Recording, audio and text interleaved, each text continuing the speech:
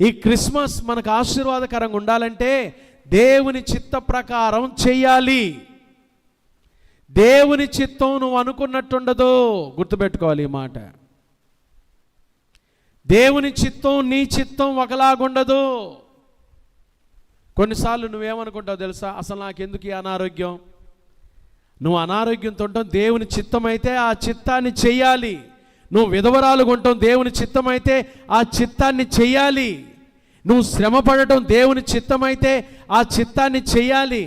నీ కుటుంబంలో సమస్యలు వస్తున్నాయా, ఆ సమస్యలు ఎదుర్కోవటం దేవుని చిత్తమైతే ఆ సమస్యలు ఎదుర్కోవాలి. నాకెందుకు ఈ శ్రమలు, నాకెందుకు ఈ అవమానాలు, నాకెందుకు ఈ కష్టం అనకూడదు. దేవుని చిత్తం నీ చిత్తం లాగుండదు. మన చిత్తం ఎట్లా ఉంటుందో తెలుసా, ఎప్పుడు జీవితం సాఫీగా సాగిపోతూ ఉండాలి. కొంతమంది ఏమనుకుంటారు తెలుసా, చిన్న ముళ్ళు కూడా అంటకూడదు, చిన్న గాయం కూడా కాకూడదు. కొంతమందికి అరే ఇది భరించలేకపోతున్నానే. యేసు ప్రభు ఏది ఇచ్చినా భరించలేనంతది ఏది ఈడు. ఏది ఇచ్చినా ఏది ఇస్తాడు చెప్పండి, మనం సహించగలిగిందే ఇస్తాడు. హల్లెలూయా, హల్లెలూయా చెప్పండి గట్టిగా.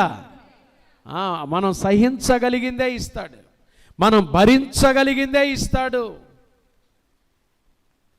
మనం భరించగలిగిన శ్రమలే ఇస్తాడు. ఆ శ్రమలోనే నువ్వు నమ్మకంగా ఉండాలి, ఆయన చిత్తం చేయాలి. అది దేవుని ఉద్దేశం.